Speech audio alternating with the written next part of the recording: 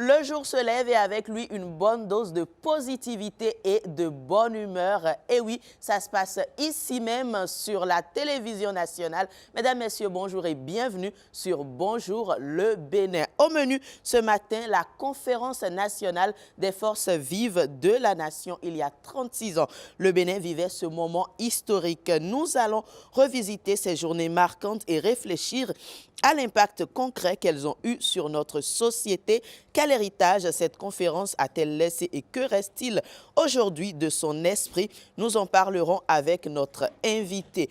En cette période de jeûne, il n'est pas toujours facile de rester performant au travail tout en préservant son énergie. Mais pas de panique, vous le savez, nous avons des alternatives ici pour vous sur Bonjour le Bénin. Comment rester performant et préserver son énergie pendant le jeûne. Nous parlerons des aliments à privilégier et de quelques astuces simples pour passer la journée en forme. Les femmes bâtisseuses et le Bénin Vision 2060. Aujourd'hui, nous mettons à l'honneur ces femmes qui œuvrent au développement et à la transformation du pays. Leur rôle est essentiel dans la mise en œuvre de la vision stratégique Bénin 2060. Claudine Afiavi Prudencio partage avec nous son expérience. Ce sera dans Bénin en mouvement avec Ghislaine Adimi. Mais avant tout, vous le savez, c'est aussi et surtout le rendez-vous de l'information. C'est aujourd'hui avec Victorine Bondé.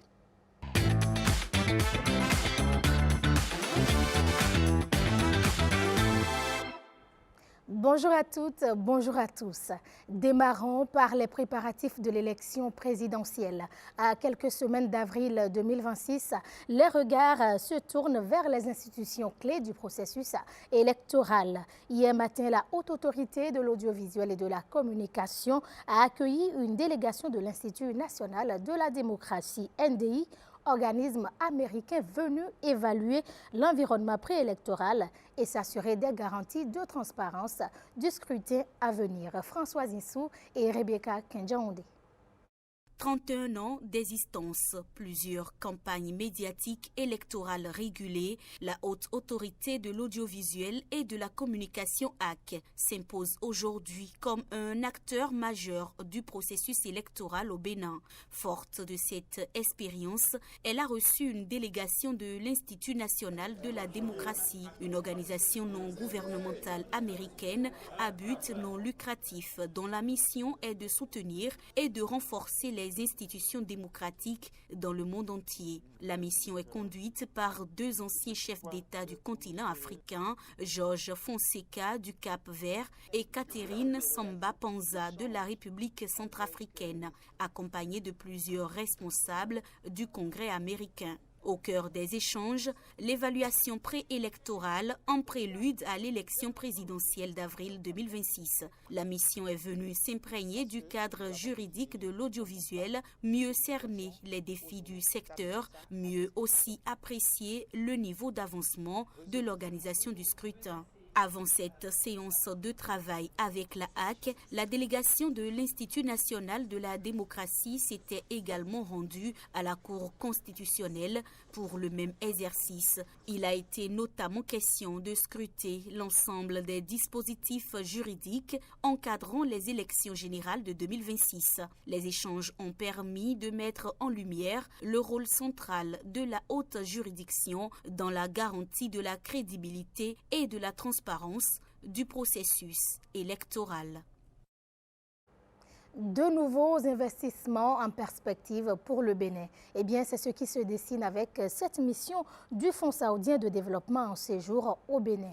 Elle est venue évaluer pour leur financement plusieurs projets structurants dans les domaines de l'énergie, du logement social et des cantines scolaires. La mission saoudienne n'a pu se priver d'une immersion au cœur de la zone industrielle GDZ à Glodjibé. Alessandra Jotan et Castel Mehento pour ce reportage. Le Bénin attire et ses performances en matière de développement suscitent l'intérêt des partenaires. Une mission du Fonds saoudien de développement est au Bénin. Sa mission, explorer de nouvelles opportunités pour soutenir les projets structurants en cours. Le Fonds saoudien de développement, c'est l'arme même d'assistance du gouvernement saoudien aux pays en développement d'une façon générale, dont le Bénin bien sûr. Donc c'est toujours avec bonheur et avec plaisir que nous accueillons les délégations du fonds. Et ce qui est très heureux, c'est que la mission vient essentiellement pour l'exploration des nouvelles priorités du Bénin. Connaître les données macroéconomiques, les performances de l'économie et surtout, dans le contexte que nous vivons, le lancement de la vision 2060 Bénin, un monde de splendeur. Cette visite fait suite aux échanges tenus en marge des assemblées annuelles de la Banque mondiale avec les institutions du groupe de coordination arabe. Des rencontres au cours desquelles le Bénin a présenté ses réformes, sa stabilité et ses projets structurants. Nous sommes ici à Golo-Jibé, ça fait partie du programme de la visite. Et Golo-Jibé fait des performances extraordinaires et c'est notre flagship en matière d'économie. C'est notre flagship, c'est-à-dire vraiment, c'est le flambeau même de l'économie béninoise. Ils ont visité les installations et un problème central se pose, c'est renforcer la capacité de production de l'énergie. Voilà pourquoi on a discuté de la construction d'une centrale de 25 MW. Le deuxième projet, lié justement à cette visite de Golo-Jibé, c'est les logements des travailleurs. Parce que Golo-Jibé est victime de son succès. Pourquoi? Parce que Golo-Jibé marche à une vitesse, à une cadence imprévue dans le passé. Cela pose alors le problème du logement des travailleurs. Au secteur clé de l'énergie et du logement social s'ajoute le programme des cantines scolaires, un projet dont le caractère innovant, l'impact direct sur la fréquentation et la réussite scolaire impressionne les visiteurs. Pour chaque dossier, des données précises sont examinées. Les études de faisabilité seront transmises à Riyad pour analyse par les instances décisionnelles du fonds. À la clé, un possible financement. Si les conclusions sont favorables, cette mission pourrait marquer une nouvelle étape dans le renforcement de la coopération entre le Bénin et le partenaire saoudien. À quoi ressemblera Parakou dans 35 ans? Une métropole moderne, verte et organisée, telle que projetée par la vision 2060. Et au cœur de cette projection, Parakou est structurée pour devenir la capitale économique du Nord. Quelle est l'ampleur des projets destinés à concrétiser cette vision? Eh bien, Ronald Robinson et Judikaël Ayena se sont intéressés à la question dans ce reportage. Parakou, ville carrefour, capitale économique du Nord. Troisième ville à statut particulier du Bénin. Les routes s'élargissent, la voie se modernise, les chantiers avancent. Derrière cette dynamique, la vision Bénin à la FIA 2060. Il s'agit bien sûr d'une ambition. Effectivement, Parakou dispose d'un document d'aménagement. Parakou dispose d'un plan directeur d'urbanisme élaboré depuis 2021 qui trace effectivement la manière dont il faut organiser l'occupation du sol dans le périmètre de Parakou.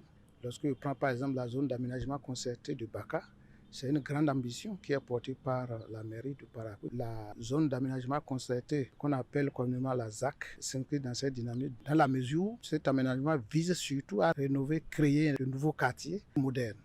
L'autre projet que nous voyons tous sous nos yeux, c'est le projet asphaltage. Il y a aussi le PDC 4. La priorité qui frappe déjà à l'œil, c'est l'assainissement avec le développement de la voirie urbaine. La deuxième chose déjà, c'est l'accompagnement que la SGDS fait par exemple au niveau de l'entretien de notre cadre de vie. Il y a quand même la construction de la station de bouche de vidange dans le quartier Wobekouga. Regardez le verdissement aujourd'hui de la ville de Parakou. Et ça contribue à la splendeur de la ville. Assainissement, écotourisme, voirie urbaine, 3 priorités annoncées. Mais le développement ne se limite pas au béton. Il faut d'abord amener les gens à adhérer à cette vision. Il faut une éducation à la citoyenneté responsable. Vandalisme, occupation anarchique, manque d'entretien, le défi est aussi citoyen. Cette vision nécessite de nous ce que je pourrais appeler une déprogrammation et une reprogrammation de nos comportements et de nos attitudes. Il faudrait aussi donc que la gouvernance soit renforcée, que tout acte de vandalisme ou de destruction de biens publics soit vraiment puni selon la rigueur de la loi. Aujourd'hui, vous voyez le standard auquel le pays a été élevé en ce qui concerne le niveau de développement.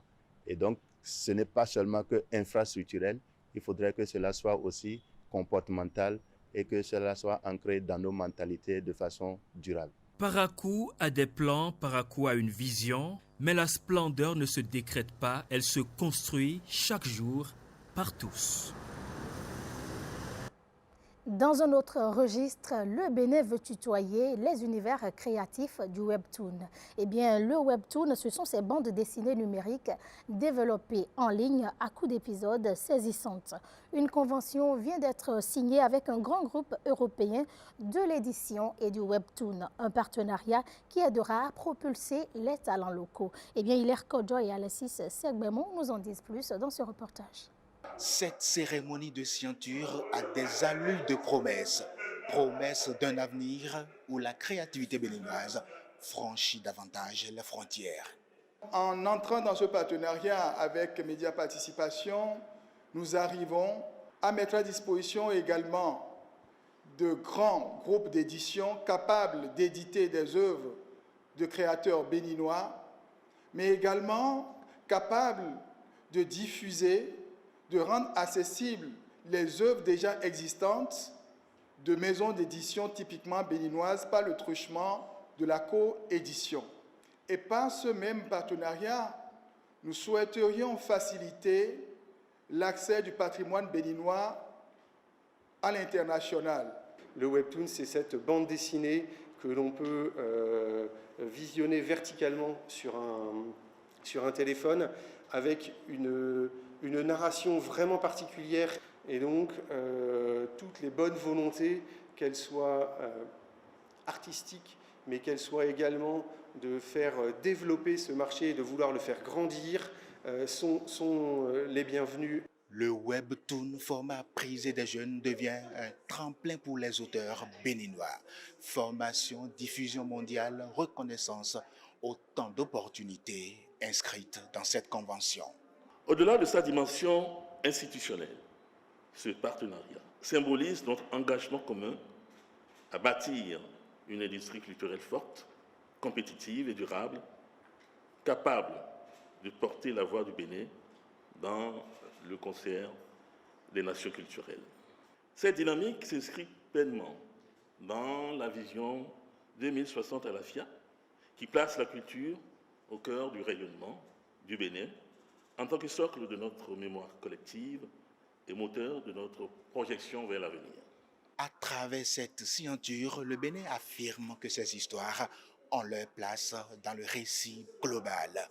Un acte, un symbole, une ouverture vers l'international. Parlons à présent du carême chrétien qui a démarré hier avec le mercredi des cendres. Un moment de recueillement, de pénitence et d'engagement spirituel. L'une de nos équipes a fait le tour de quelques paroisses pour vivre cette entrée en carême des chrétiens catholiques. Suivez. Le silence s'installe. Les regards sont baissés. Nous sommes le mercredi des cendres, le jour où commence le carême pour les catholiques du monde entier.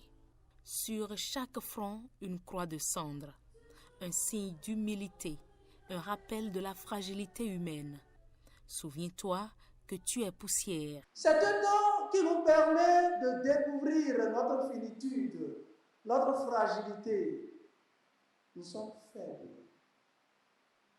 C'est le souffle de vie qui nous maintient debout.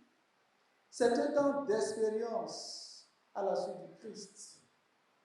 C'est un temps de combat spirituel. Ils sont jeunes, adultes, personnes âgées, personnalités, citoyens lambda. Certains viennent chaque année, d'autres redécouvrent ce rendez-vous spirituel.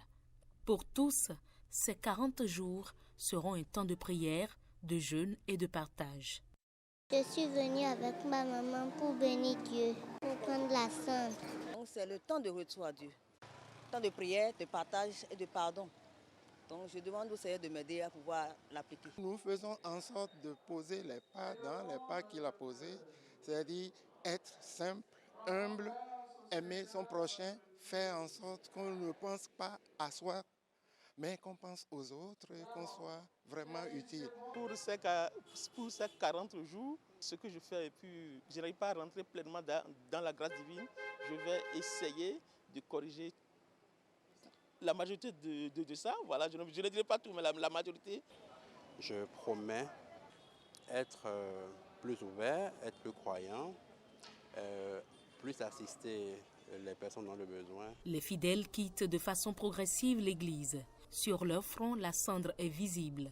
Mais au-delà du symbole extérieur, c'est un engagement intérieur qui commence aujourd'hui. Ce n'est pas qu'un rituel. Il marque le début d'un cheminement spirituel vers Pâques. Alignement de calendrier chez les fidèles musulmans, c'est aussi parti pour le mois de Ramadan, période de carême. Et au-delà de l'abstinence alimentaire, cette période s'impose comme un temps de transformation profonde. Gloria Oni, Edmond Hungbo et Ramatou Lawani nous en parlent dans ce reportage. C'est une grâce, ce qui montre que tout ce que nous sommes là, nous sommes tous les fidèles de Dieu. Au cœur du jeûne se trouve une exigence spirituelle. L'abstinence volontaire du licite ne vise pas la souffrance, mais l'élévation. Elle engage une discipline du corps au service de l'âme, une purification intérieure et un renouvellement de l'intention. Il faut être ponctuel dans les prières. Il ne faut pas seulement attendre la nuit là. Et la nuit là a une valeur de 83 ans d'adoration.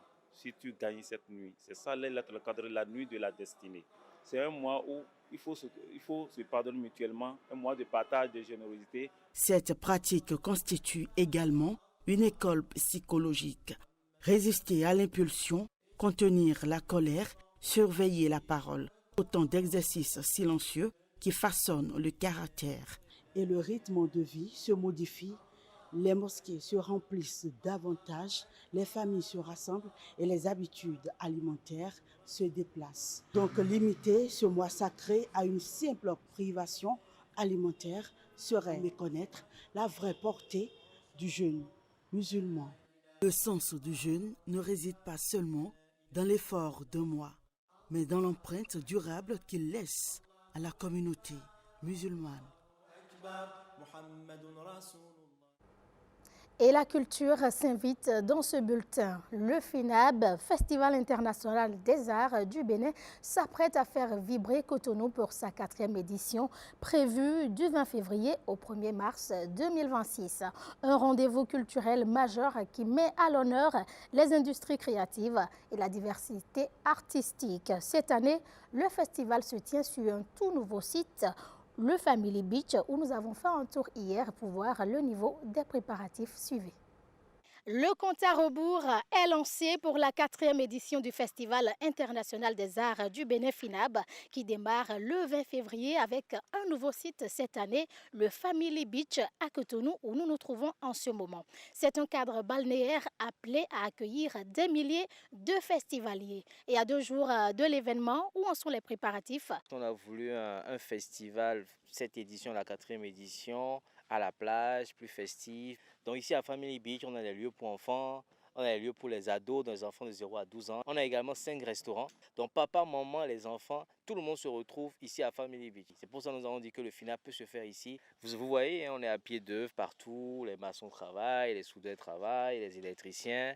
Nous sommes à 98% de téléchargement. Alors nous avons prévu cette année pas mal d'innovations. Il y a une journée qui est dédié au Nigeria, qu'on appelle le Nigeria Day. On a aussi parlé et mis en place le Togo Day. On a prévu un FINAB Fashion Week, dont tous les acteurs importants de la mode se sont joints à nous. On a le Tokpart, qui est un grand marché où on a cette année 100 exposants. Il y a beaucoup de speed dating qui seront faits, beaucoup de formations, beaucoup de conférences, débats. Et sur la partie festive, on a les concerts tous les soirs. On a prévu des activités dans plusieurs autres zones. Boycon, on a prévu Abomey, Ouida, Porte-Novo. Accueillir un grand événement culturel, c'est également garantir la sécurité des artistes et des festivaliers. Une priorité pour cette 4e édition du FINAB. Toutes les ruelles qui mènent vers Family Beach sont balisées par la police républicaine avec des agents de sécurité privés. Et une fois sur le site également, nous avons la présence de la police républicaine, la présence des sapeurs-pompiers, la présence de la Croix-Rouge. Il y a 4 sorties de secours sur le site, en dehors des 2 sorties pour les festivaliers. Concerts, mode, art et sécurité renforcée. tout est mis en place pour une édition réussie du Festival international des arts du Bénin. Un grand rendez-vous culturel à ne pas manquer. Eh bien, nous parlons sport. À présent, la Confédération africaine de football fait face à une vague de critiques après la finale Maroc-Sénégal. Réunie le 13 février à Dar es Salaam, entre polémique disciplinaire et préparation des prochaines CAN, l'instance joue gros. Les détails avec Hugues Zinsouzuno. C'est une réunion sous haute tension qui s'est tenue ce 13 février à Dar es Salaam, convoquée dans la foulée de la décision du jury disciplinaire concernant la finale Maroc-Sénégal. La Confédération africaine de football devait répondre à une crise qui secoue l'instance depuis plusieurs semaines. Au cœur des débats, les incidents et contestations ayant entouré cette finale entre le Maroc et le Sénégal. La décision disciplinaire très attendue a ravivé les tensions entre fédérations et relancé les critiques sur l'arbitrage et la gouvernance du foot continental. Réunis en comité exécutif, les dirigeants ont tenté d'afficher une position d'unité tout en promettant des réformes pour renforcer la transparence des commissions disciplinaires et arbitrales. Autre dossier majeur à l'ordre du jour, la Coupe d'Afrique des Nations 2027. La CAN masculine, qui sera co-organisée par le Kenya, la Tanzanie et l'Ouganda, est maintenue et jugée en bonne voie par la Confédération africaine, malgré la lenteur constatée dans certains travaux d'infrastructure. Mais en coulisses, une autre inquiétude grandit, l'organisation de la Coupe d'Afrique des Nations féminines 2026, prévue en mars prochain. À moins d'un mois de l'échéance, des incertitudes logistiques et institutionnelles persistent. Si la Confédération africaine de football se veut rassurante, le climat actuel laisse planer le doute. La compétition féminine pourra-t-elle se tenir sereinement comme prévu? Le compte à rebours est lancé. Ce bulletin se referme ici. Merci de l'avoir suivi. Ne décrochez pas car Bonjour le Bénin se poursuit. Quant à moi, je vous dis à demain matin, toujours avec le même plaisir. Et toujours avec la même énergie. Merci à vous, Victorine Bondé. Tout le plaisir sera pour nous de vous avoir demain. D'ici là, portez-vous bien. Merci. Et à très bientôt, n'est-ce pas? À demain, plus précisément. Mesdames, Messieurs, place à présent à la prochaine rubrique. L'invité politique s'installe tout de suite.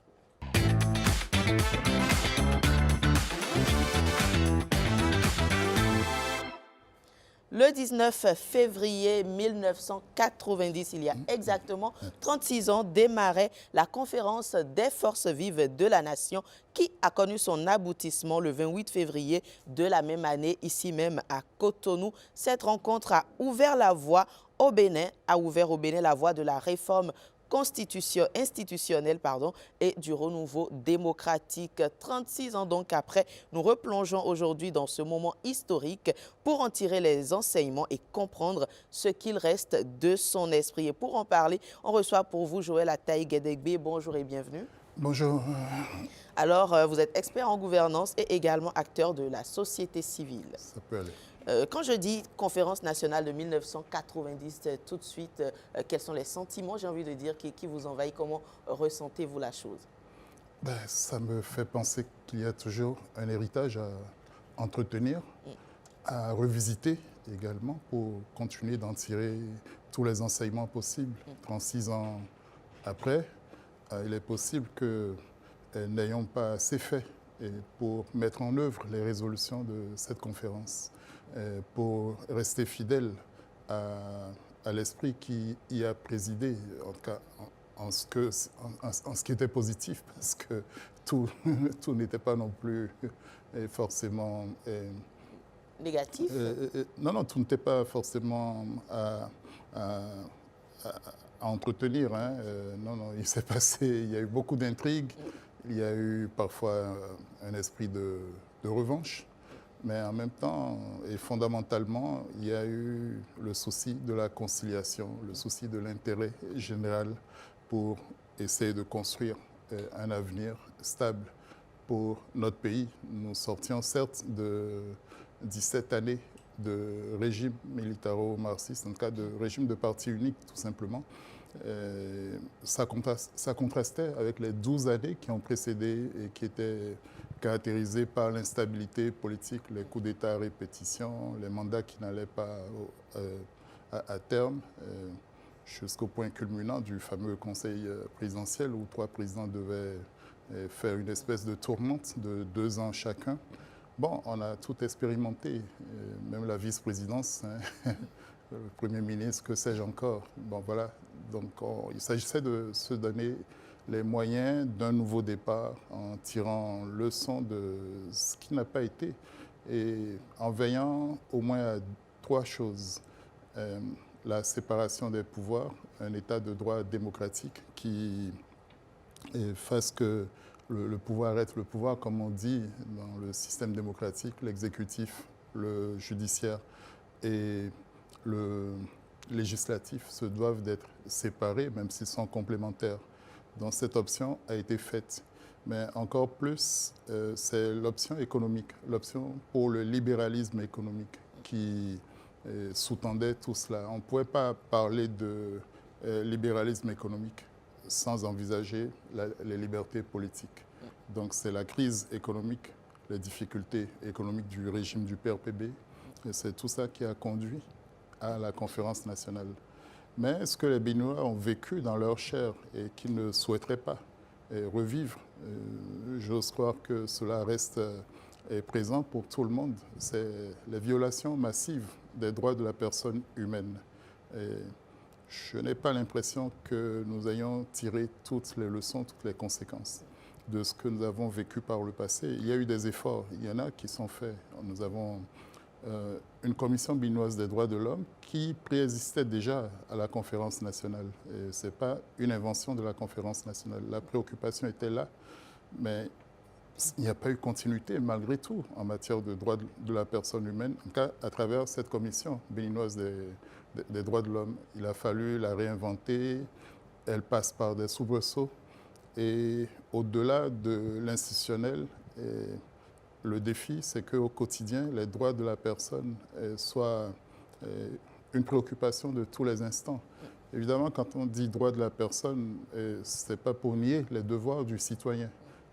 La démocratie, c'est certes la liberté reconquise, découverte ou en apprentissage. Mais ça devrait être la responsabilité qui va avec et surtout les devoirs qu'on a comme citoyen d'un État de droit démocratique. Alors. Donc voilà le programme qu'on est loin d'avoir exécuté à la perfection. L'alternance a été au rendez-vous depuis 1990. Les élections ont été peu ou prou acceptables. Les processus électoraux, les systèmes, les codes connaissent des variations, voire quelques remises en cause. Mais il appartient aux Béninois de veiller à préserver ce qui vaut de l'être en évaluant le chemin parcouru et en décidant en toute connaissance de cause de ce qu'on peut faire comme option pour l'avenir. Il ne s'agit pas de jeter le bébé avec l'eau du bain comme on a fait à la fin de la Révolution. La Révolution a eu quand même le mérite de développer une forme de sensibilité au patriotisme, au civisme. On a l'impression aujourd'hui que le civisme ne doit plus avoir droit de cité. On se demande où est-ce qu'il est enseigné, comment est-ce que nous sommes pénétrés de cette nécessité du civisme. Comment peut-on être citoyen d'un pays sans un minimum de civisme? Il y a là une interrogation une situation qui interpelle chacun de nous. Absolument. Voilà. Alors nous allons revenir justement à ce bilan, à ces analyses, mais déjà quelles ont été juste à l'issue de cette conférence-là les retombées directes dont peut-être on continue de profiter ce jour? Nous y sommes. Théoriquement, c'est fondamentalement l'ouverture démocratique, la mise en place d'institutions d'un État de droit basé sur une constitution démocratique. Nous l'avons adoptée pratiquement au terme de la transition. Je crois qu'elle a été On a été aux élections référendaires le 2 décembre 1990. Et donc, nous avons une constitution qui en est issue, et même si elle a subi 2 révisions récemment, en 2019 et en 2025. Et voilà, c'est un peu la constitution de tous les records. C'est la constitution de la stabilité. Et c'est celle qui a mis au cœur du jeu institutionnel la Cour constitutionnelle qu'on n'avait pas avant comme telle. Il existait une chambre constitutionnelle, mais qui n'a pas pu jouer son rôle. C'est les militaires, au contraire, qui se donnaient pratiquement le droit d'arbitrer les conflits politiques institutionnels. Il me semble que l'émergence, l'institution de la Cour constitutionnelle a été un changement profond. Ça a été essentiel dans l'architecture institutionnelle et ça a contribué à la stabilité, à l'organisation de l'état de droit, au moins au niveau des institutions, au niveau de leur régulation. Évidemment, au-delà de ça, chacun a pris sa part de liberté. Et vous, au niveau des médias, mais nous aussi, consommateurs des médias. Une démocratie sans liberté d'expression, de parole, n'en est pas une. Il faut aussi rendre hommage au président Kérékou d'avoir laissé démarrer un embryon de presse libre. Il y a quelques journaux de l'époque, Tam Tam Express et la Gazette du Golfe, qui donnaient déjà le change avant la conférence nationale. Et plus tard, tout cela a été codifié. Voilà, les limites ont été progressivement mises en place. Mais au-delà de ces acquis relatifs à la liberté, à la stabilité, nous avons, me semble-t-il, acquis une forme de respectabilité sur la scène internationale. Ce n'est pas rien. Je crois que le Bénin a été et reste peu ou prou une forme de modèle. D'aucuns disent que ce modèle s'est étiolé et que nous en avons perdu les atouts. Il n'empêche que le Bénin, à partir de la conférence nationale, a exercé une forme d'attraction, a été un centre d'intérêt pour beaucoup, parce que fondamentalement, ce qui s'est passé représente quand même le passage négocié d'un régime dictatorial à un régime démocratique sans effusion de sang. Ce n'est pas pour négliger je le disais tantôt, les violences qu'il y a eu, les négations des droits de la personne. Ce n'est pas du tout pour minimiser les luttes qu'il y a eu, les sacrifices que beaucoup de nos concitoyens ont consentis pour que le pouvoir prenne conscience de la nécessité d'un élargissement, d'une ouverture, d'un dialogue aussi sincère que possible.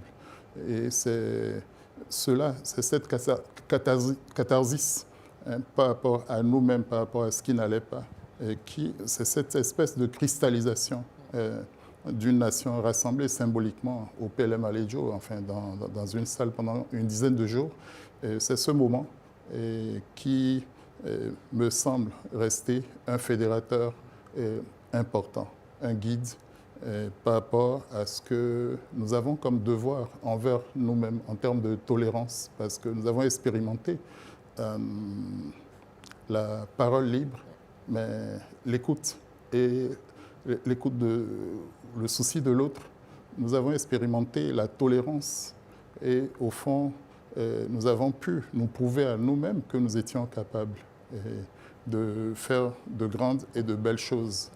Il reste à ce que la démocratie assure effectivement le pain aux Béninois, qu'après les sacrifices importants consentis en termes d'ajustement structurel, en termes de remise en cause des avantages sociaux, il y a eu beaucoup de licenciements, on n'en parle plus aujourd'hui. Il a fallu en passer par là, la potion a été amère.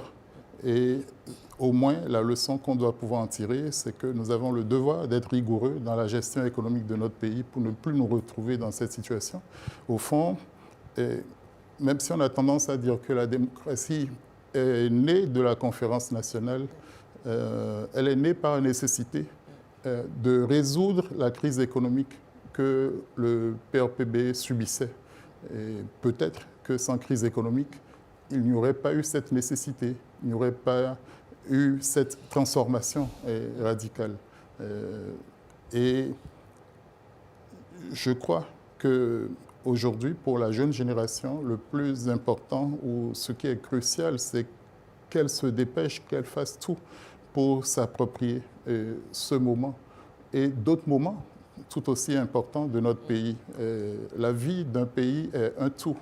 On ne peut pas aujourd'hui saucissonner, prendre ce qui nous intéresse et rejeter ce qui ne l'est pas. Tout mérite d'être questionné pour pouvoir toujours dégager de meilleures perspectives à l'aune de ce que nous connaissons désormais et de ce que notre environnement est. Le monde a changé depuis 35 ans, 36 ans. Absolument. Et nous n'avons plus droit à cette espèce de prime à la démocratisation.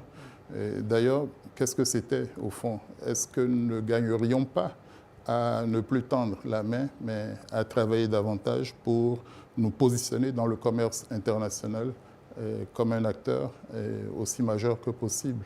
Il y a moyen pour notre pays, s'il s'organisait mieux, de dégager des perspectives encourageantes pour la croissance économique, pour une croissance partagée, je voulais dire, parce qu'une croissance qui ne se répercute pas dans le bien-être, dans le sentiment que les besoins de base des populations sont résolus. Donc une croissance de ce type-là peut engendrer de l'incompréhension. Donc il est important, et c'est la responsabilité des dirigeants de faire attention à cultiver les vertus du dialogue, de la concertation et de l'état de droit. L'état de droit, ce n'est pas l'état des lois. Et même, on a coutume de dire même que la démocratie serait la loi de la majorité. Non, la majorité n'est qu'une modalité de la démocratie. La démocratie doit être fondamentalement accueil ou résolution des conflits politiques par des moyens de droit et expression de la diversité pour qu'on dégage le meilleur possible. Quand on demande le consensus, ce n'est pas l'unanimité qu'on demande, il ne saurait en être question.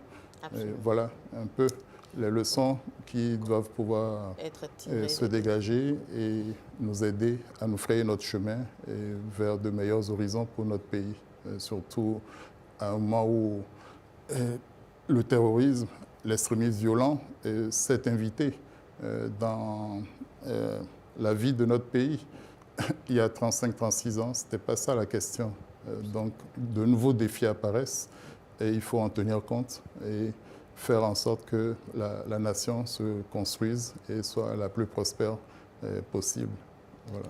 Alors, on l'aura compris, mais selon vous, quelle était la force de l'esprit de dialogue et de consensus qui s'est dégagé pendant la conférence?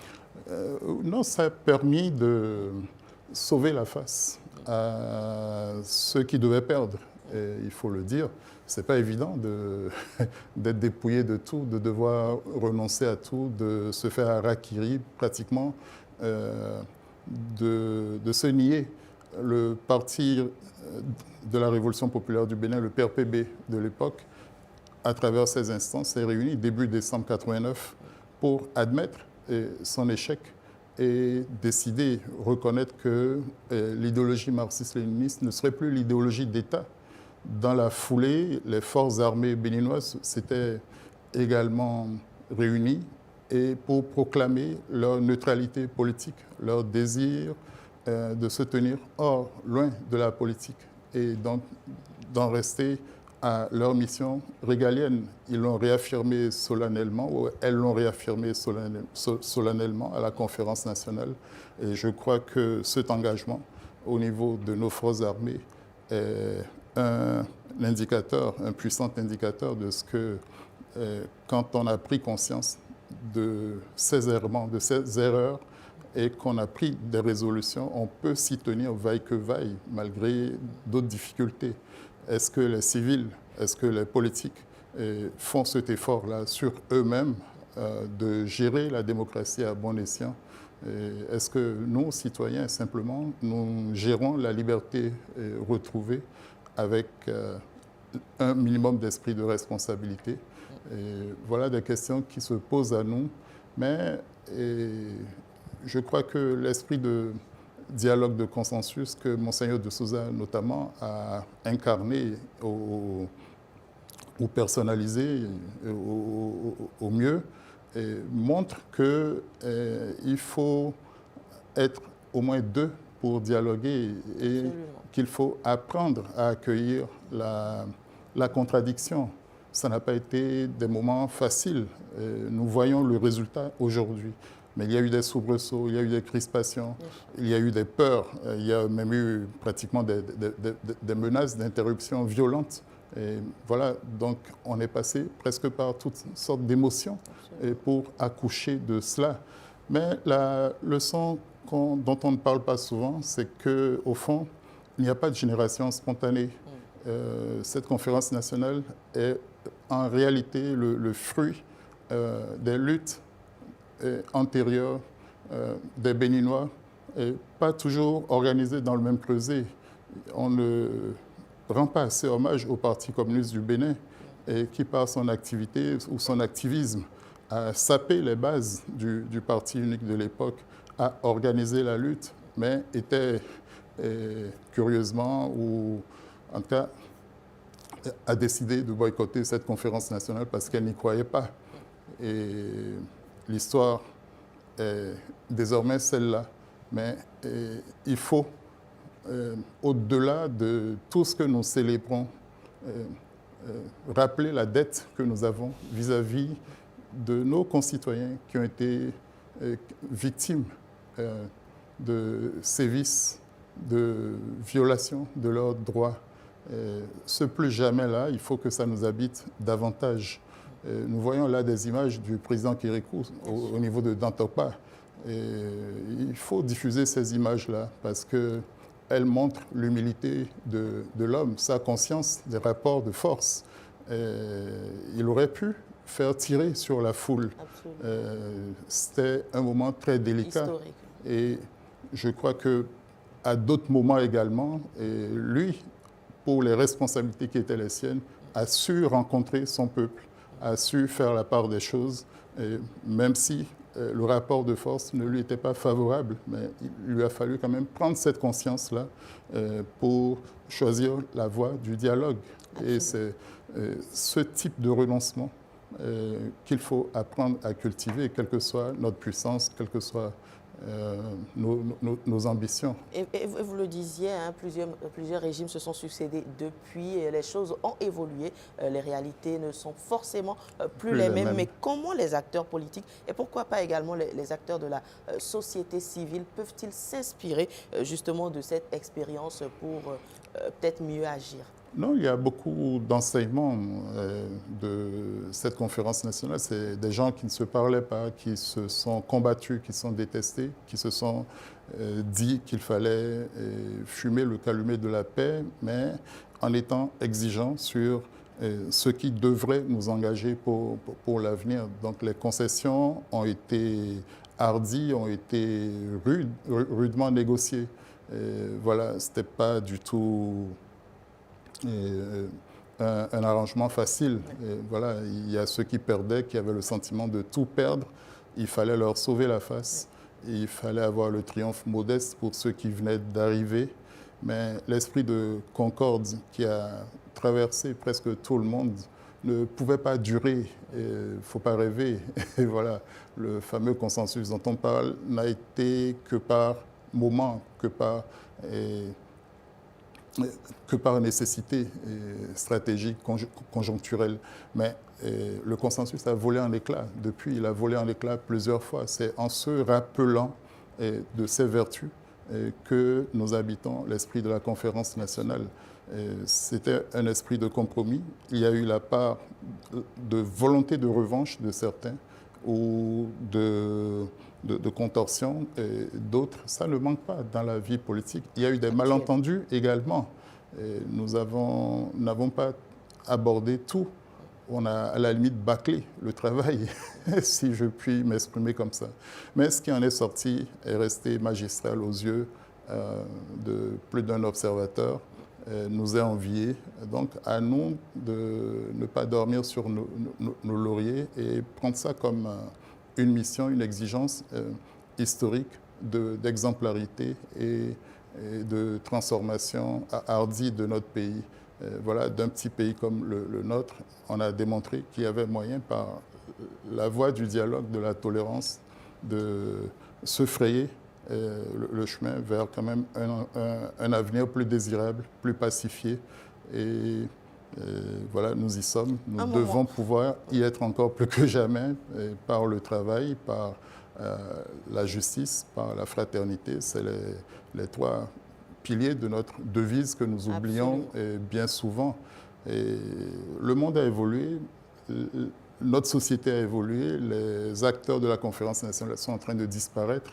Et voilà, c'est un lourd héritage et qui doit pouvoir s'inscrire dans les luttes précédentes et dans celles qui sont encore à mener aujourd'hui et demain. Et voilà, rien ne s'acquiert sans combat, sans exigence et sans discernement. Voilà, sans discernement parce que peut-être que si on avait balayé le président Kérékou, il n'y aurait pas eu la légitimité qu'il fallait pour conduire cette transition. D'autres ont essayé de faire la politique de la tabula rasa. Ça n'a pas marché. Je disais qu'il n'y a pas de génération spontanée, donc ça a été aussi le résultat d'une élaboration et d'une synthèse des leçons tirées par rapport aux errements ou à ce qu'on a tenté par le passé. Donc vivement d'autres anniversaires de la conférence nationale. Vivement. Merci beaucoup à vous, Joël Ataï Guédégbé. Je rappelle que vous êtes expert en gouvernance et acteur de la société civile. Plusieurs acquis donc qui restent à préserver. Il faut faire preuve de discernement et pourquoi pas porter haut cet héritage. Il était question donc de la conférence des forces vives de la nation, le bilan après 36 ans. On vous raccompagne et on installe le prochain plateau événement à la une avec Patrick Diossou. Merci.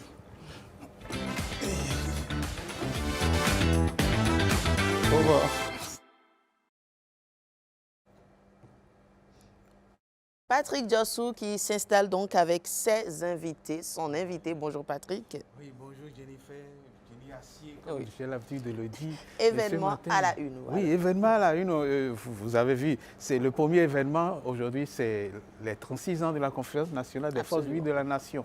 36 ans après, vous avez fait le bilan. Nous, on va continuer par dire que tout ce qui est venu après la conférence, on peut penser que c'est des idées neuves, mais il y a des idées de nouveauté, des idées d'ancienneté, de nouveauté combinées. Ça donne ce que nous appelons les idées jumelles, ce que nous appelons le jumeau, ce que nous appelons le duo et ce qu'on appelle Ibeji en Yoruba. Et pour parler d'Ibeji en Yoruba, on a quelqu'un avec nous, Tchalé. Et on installe Tchalé avec ce qui suit.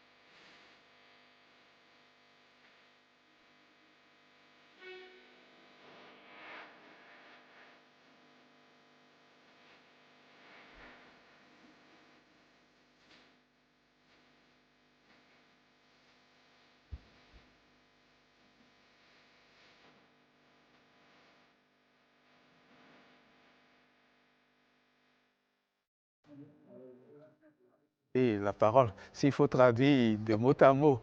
Alors, Tchalé, comment ça va? Bonjour Patrick, ça va très bien, merci. Oui, Tchalé, c'est Oswald Mélé. Oswald Mélé qui mêle, oui, Mélé, c'est qui mêle bien sûr, et les sonorités occidentales et les sonorités tropicales. C'est l'Occident et l'Afrique dans un duo, dans ce que nous appelons jumellisation. C'est Ibedji. L'idée d'Ibedji, ça vient d'où?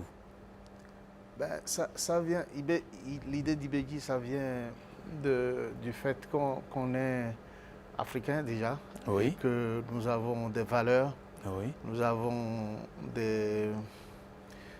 beaucoup de choses qui sont très très très importantes que aujourd'hui la jeunesse d'aujourd'hui ignore un peu, des cultes, des cérémonies vaudou. Heureusement aujourd'hui on a le Vaudou Day, c'est une très très très très bonne chose pour nous. Alors moi ça fait très longtemps que je pense à valoriser un peu notre culture. Donc voilà, le premier truc c'est Ibedji. Après on va aller sur d'autres projets qui vont être aussi sur notre culture. Parce que notre culture c'est très très important, mais bon, le truc c'est que on ne sait pas la valoriser.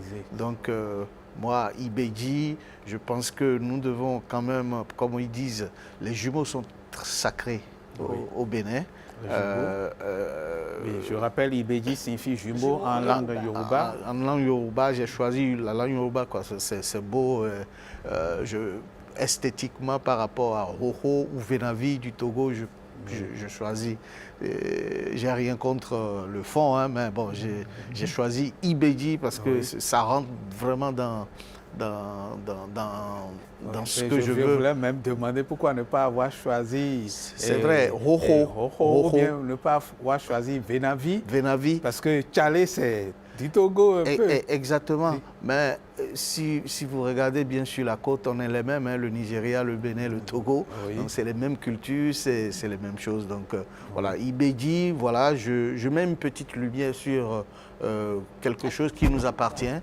Et c'est à nous maintenant d'écouter et de prendre ce qui est important dedans.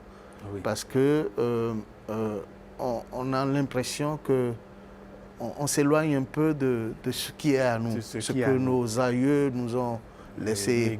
Voilà. D'accord. Alors, Ibedji, c'est le titre d'un morceau, mais le titre de l'album en général. Oui. Et un album qui contient combien de titres? Il y a 10 titres dessus, sur cet album. Donc, un featuring avec le professeur Awolowo. Vous avez pu faire, Awolowo. Voilà. Le professeur Awolowo, pour ceux qui ne le savent pas, c'est Monsieur Mewe. Mewe.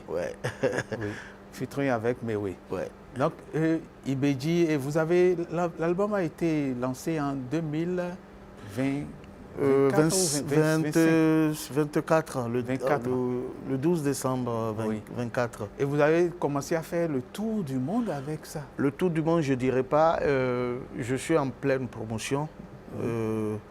Avec cet album, je n'ai pas encore eu beaucoup de dates. C'est un peu difficile quand tu sors un album et que tu n'as pas une grande production derrière.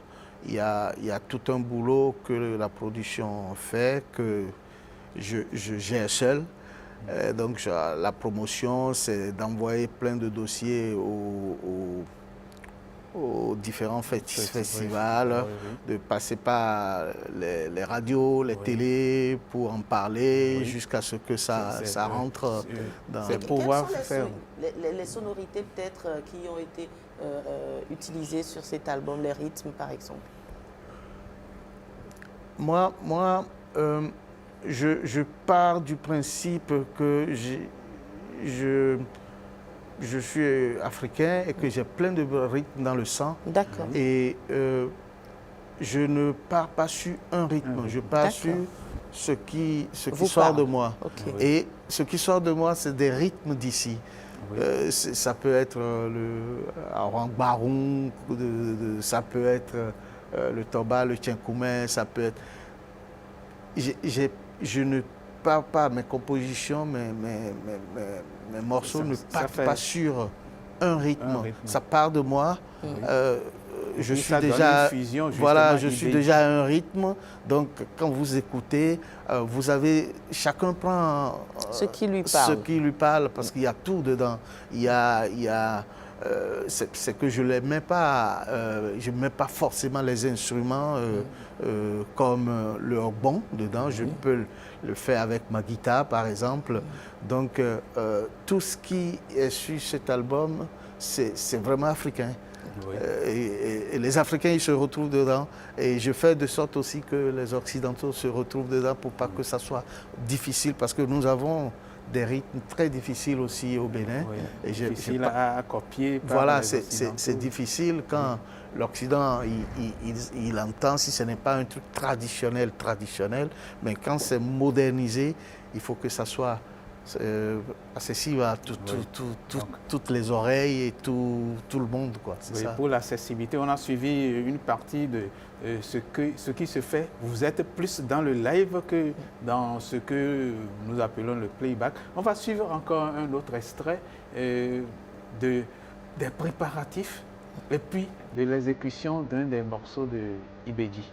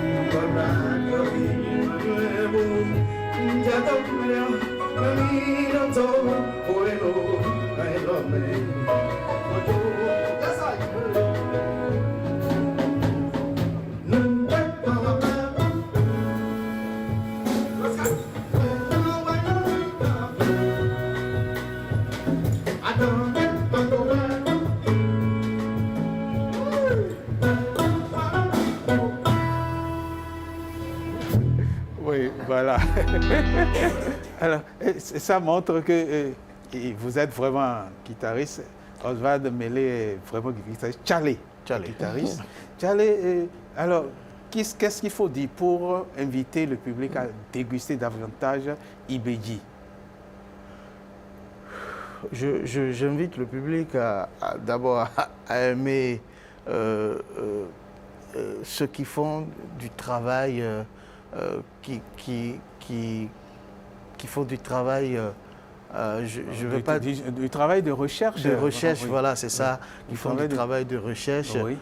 C'est pas évident parce que le public, il n'y a pas beaucoup de public pour ce genre de travail.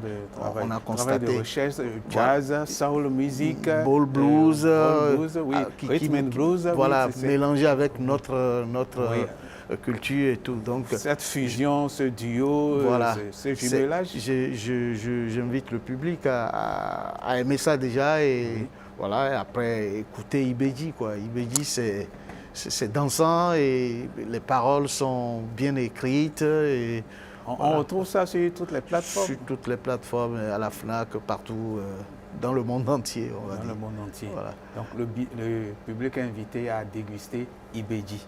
Ibeji, c'est de Tchalé. Tchalé qui est béninois, mais quand on dit Tchalé, certains pensent que Tchalé est plus togolais que béninois. Oui, certains ne pensent pas ça, mais le Bénin et le Togo, comme je vous le disais tout à l'heure, c'est le même pays. Comme moi, j'ai vécu au Togo. Du coup, Tchalé est venu de là. Oui, les gens, on s'appelait Tchalé. Quand j'ai commencé ma carrière, je me suis demandé, mais quel nom donner? Donc les amis m'ont dit, Tchalé. Voilà, donc c'est venu de là. Merci Tchalé. Merci à vous, Patrick. Merci. que Ibedji soit. Alors, Tchalé, on va raccompagner Tchalé avec cette partie où il est encore en spectacle et on lui dit merci. Merci beaucoup. Suivant un peu.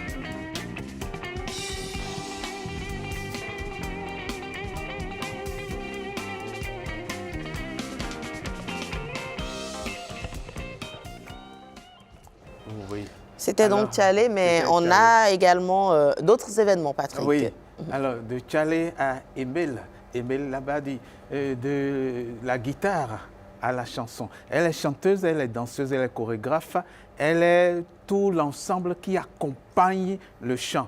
Et elle est avec nous pour le FINAB, le Festival international des arts du Bénin.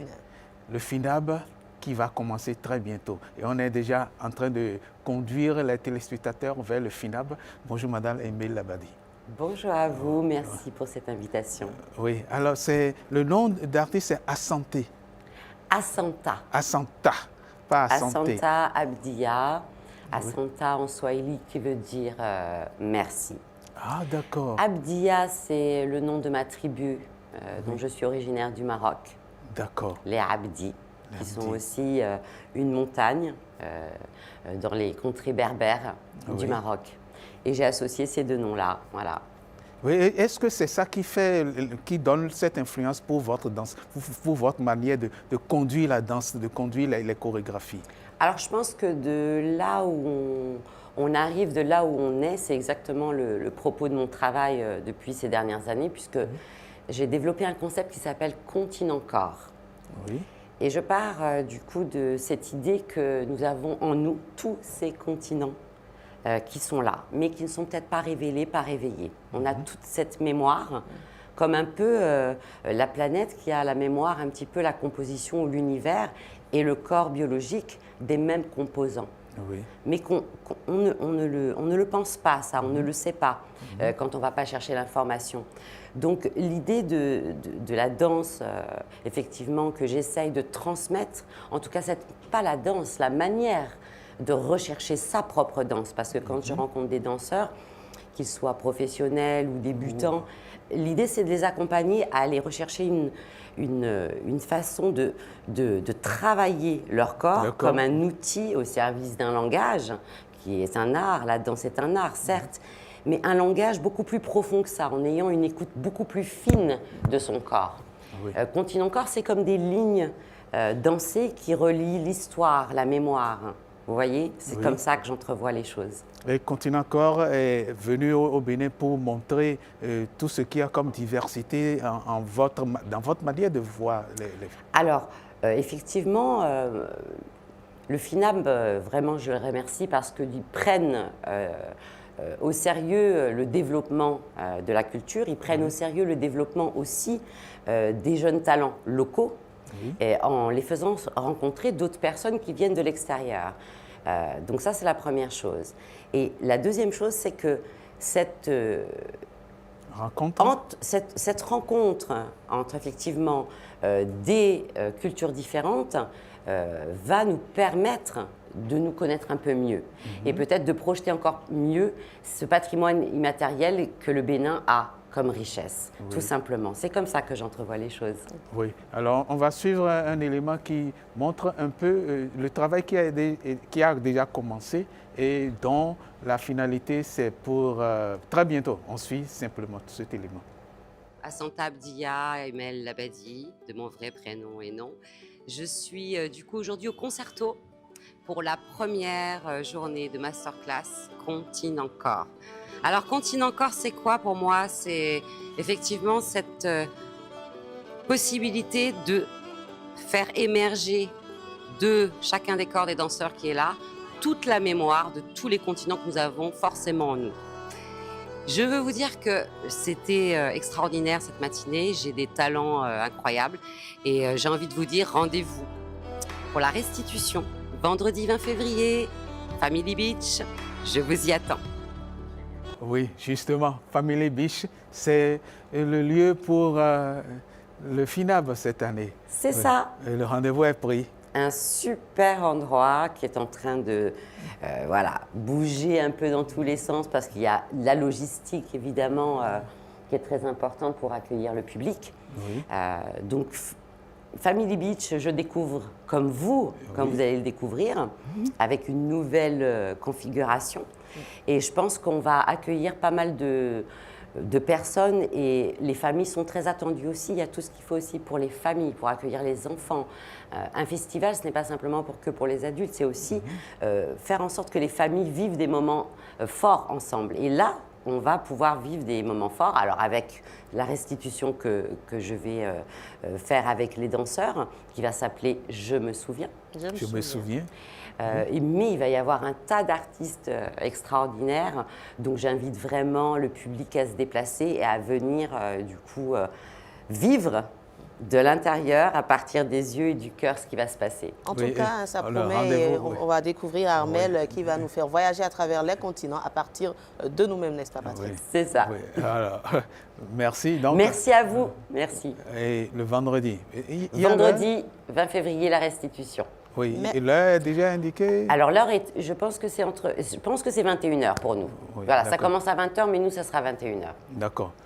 Vendredi 20 février, voilà, disons 20 février à 20h, c'est plus facile à retenir. C'est ça, 20 février à 20h, Family Beach, invitation pour le FINAB. Le FINAB nous permet de finir avec cette chronique par quelqu'un qui sera avec nous certainement demain, sans aucun doute demain, une personne qui a chanté pour la conférence nationale pour la paix au Bénin. On l'appelle Madou. Madou sera avec nous demain, mais on la suit déjà aujourd'hui. Et merci pour merci beaucoup à vous, Patrick. On se retrouve demain toujours avec le même plaisir. Et merci à vous, Emile. À demain pour la danse.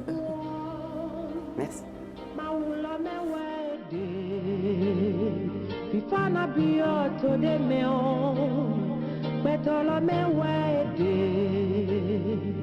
Tona fanugo wanyingi mina no donu mide I wanna be your today meo mide suje no si I wanna be your today bio vive to bile rite lui mono yo yo we I wanna so Africa Panto vile viso, lui mono yo we.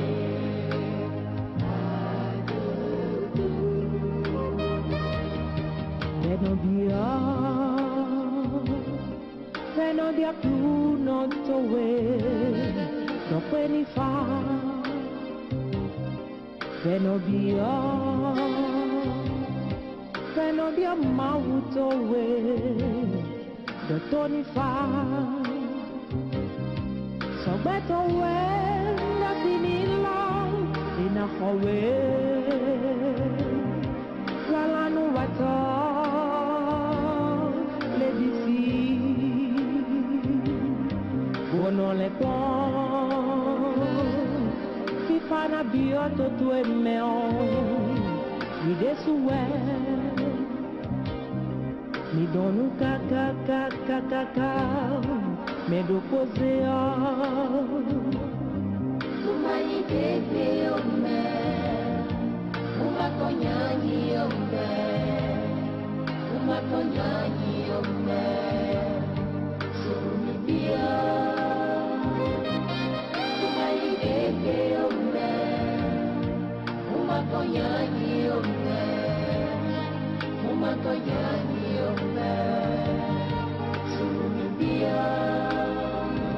Nuna nyo mugua Maula me wede Ifana biyo to de meon Kwetola me wede tona fa no boa wanyinyi mina no do no mide I wanna be a to the meo mide suje no si no plinda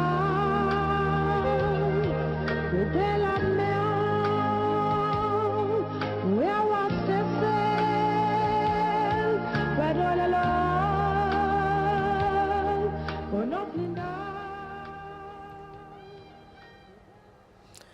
J'ai envie de dire souvenir, souvenir. Donc, c'était à l'instant Madou, un très beau morceau. Place à présent à Instant Santé.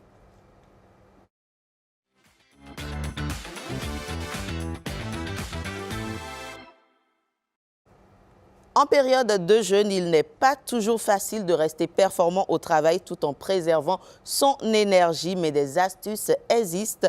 On en parle justement aujourd'hui dans cette rubrique.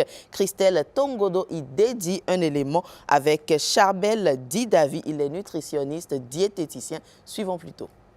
C'est la période du carême, un moment où l'organisme requiert beaucoup d'énergie, surtout pour les travailleurs. Alors, dans ces conditions, quels sont les aliments sur lesquels miser pour garder un regain d'énergie tout au long de la journée, qu'on soit dans un travail sédentaire ou pas? C'est bien ce que nous allons découvrir avec M. Charbel Didavi. Bonjour M. Charbel Didavi. Bonjour madame. Comment allez-vous? Très bien. Merci de nous accueillir chez vous. En journée, on parle souvent de coups de fatigue. Quel index glycémique faudrait-il privilégier pour les éviter?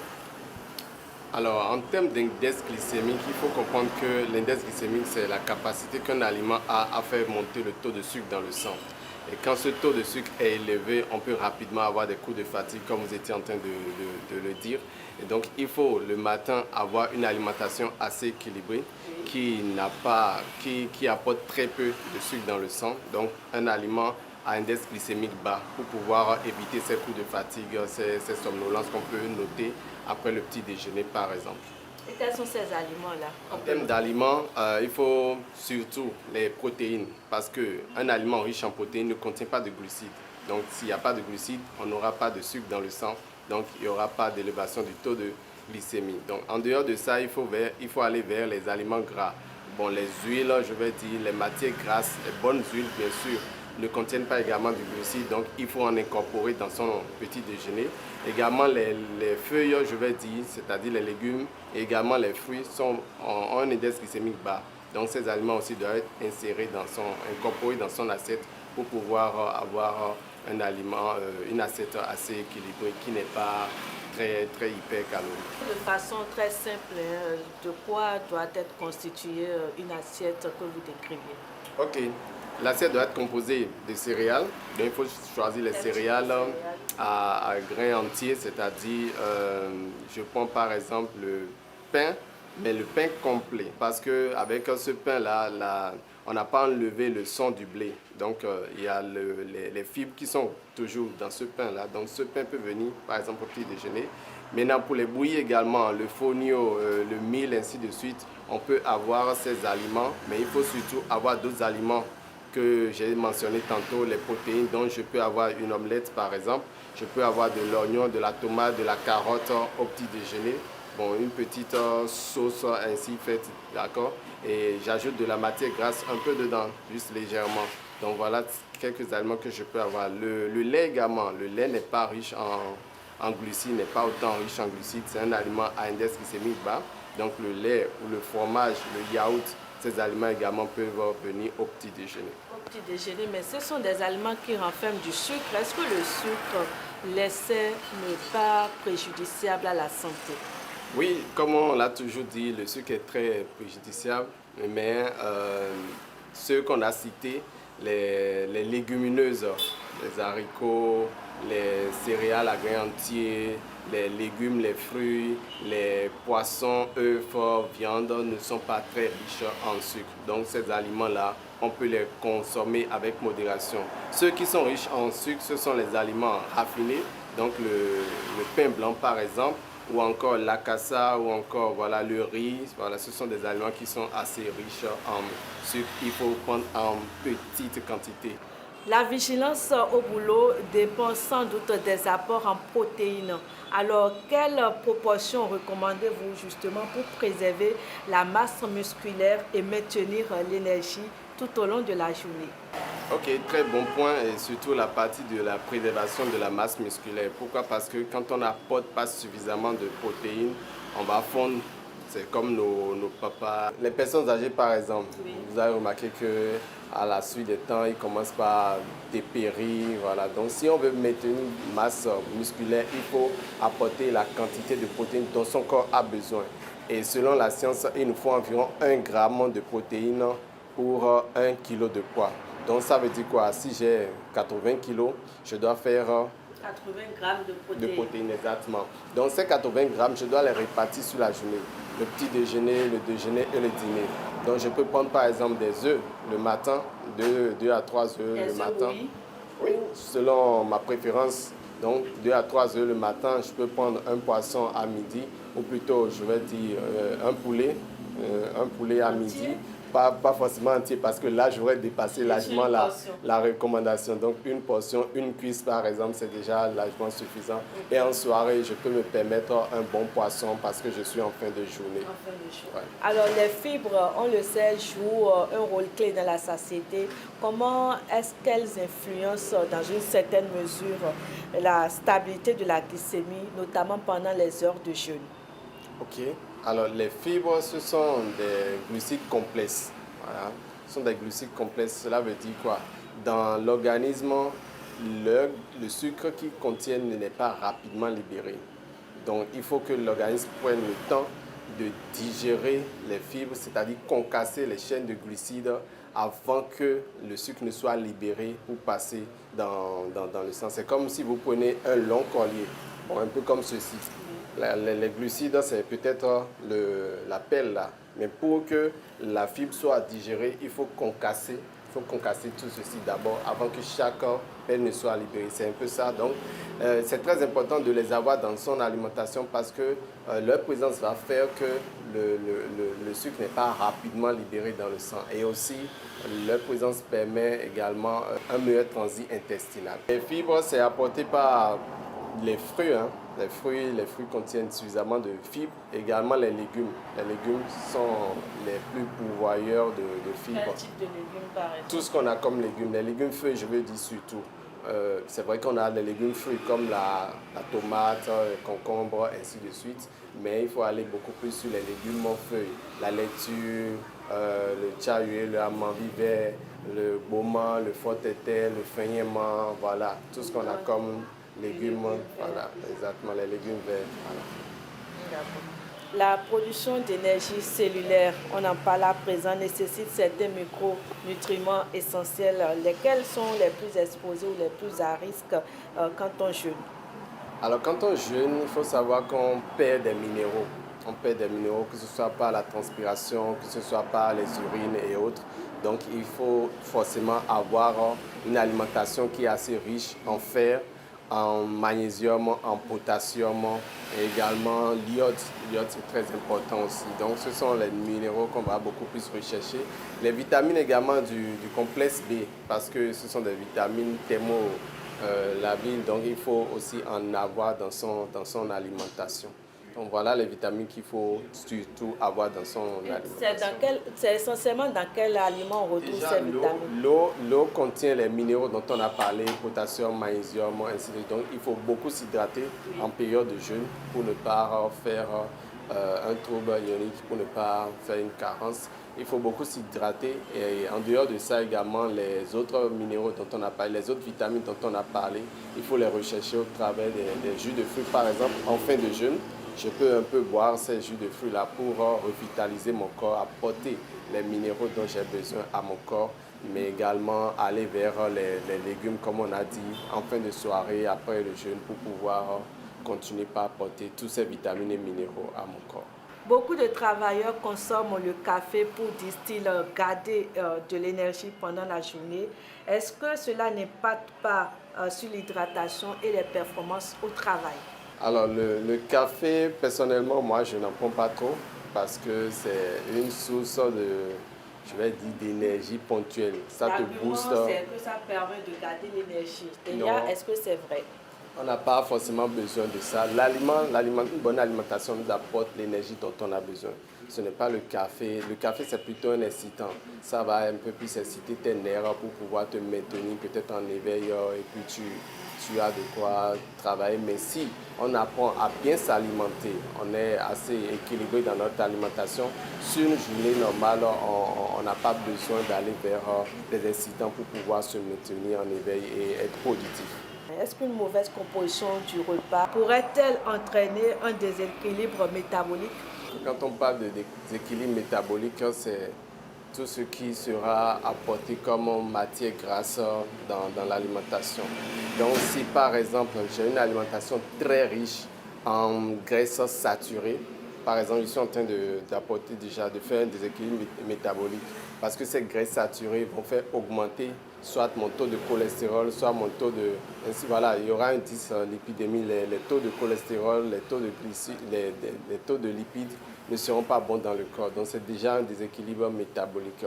En dehors de ça, quand l'alimentation est trop riche en glucides aussi, ça pousse vers un déséquilibre métabolique dans ce sens où les glucides ne sont pas tous utilisés par le corps. Le corps va utiliser ceux dont il a besoin et après stocker le reste sous forme de triglycérides. Ouais. Donc j'apporte beaucoup de riz, j'apporte beaucoup de pâtes, j'apporte beaucoup de pain. Le corps ne va pas tout utiliser, il va juste utiliser ceux dont il a besoin et le reste, il va stocker ça sous forme de triglycérides. Donc c'est déjà un déséquilibre qui se crée. Vous avez évoqué la notion d'index glycémique.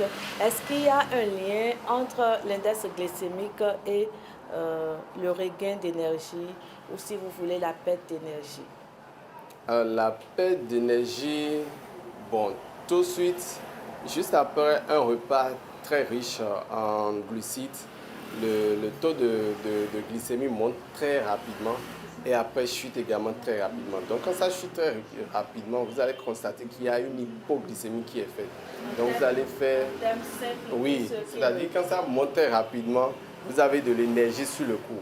Après, ça redescend rapidement et après, vous avez un coup de fatigue juste après. C'est pourquoi on parle d'une alimentation qui contient tous les aliments et qui est assez équilibrée. Maintenant, la perte d'énergie peut être également due à un long jeûne. Parce que j'ai mangé il y a plusieurs heures, j'ai fini d'utiliser le sucre que j'ai apporté au travers de mon alimentation. Alors le corps va commencer par s'affaiblir avant maintenant d'envoyer un message au système pour dire bon là nous manquons de sucre, on n'a pas un autre repas qui vient. Alors qu'est-ce qu'on va faire? On va utiliser les protéines qui étaient là, les transformer en sucre ou bien on va utiliser les matières grasses qui sont là, c'est-à-dire dans l'abdomen ou bien dans les autres tissus du corps pour pouvoir transformer ce glucide-là en sucre pour nous permettre maintenant d'avoir à nouveau de l'énergie pour tenir jusqu'au prochain repas. Alors, M. Chabel, tous les métiers ne sollicitent pas l'organisme de la même manière, vous le savez. Comment adapter les apports nutritionnels justement entre travail sédentaire et travail physique intense? Pour une personne qui est dans un bureau, par exemple, elle est sédentaire, comme vous l'avez dit, elle ne bouge pas trop, donc il suffit juste que cette personne-là s'hydrate tout au long de la journée et ça peut aller, elle ne fournit pas beaucoup d'efforts. Maintenant, pour une personne qui doit être sur le terrain, aller ici et là, déjà, il faut savoir que l'organisme sait réagir à ce genre de situation. Quand on ne lui a pas apporté de l'énergie au travers de l'alimentation, l'organisme ira lui-même chercher de l'énergie dans les réserves. Il va puiser soit dans les graisses, et s'il n'y a pas de graisse, il va maintenant puiser dans les muscles. Donc, il transforme les protéines en matière, en glucides pour pouvoir tenir sur la journée. Je pense que comme c'est un jeûne et que c'est un sacrifice comme tel on est en train de faire, le corps lui-même, il pourra nous fournir le reste de l'énergie si le soir déjà on a pu prendre un aliment assez équilibré. Il peut aller puiser dans ses réserves simplement pour nous fournir l'énergie dont on a besoin sur la journée. La répartition calorique, est-ce que dans une certaine mesure, elle n'influence pas la productivité?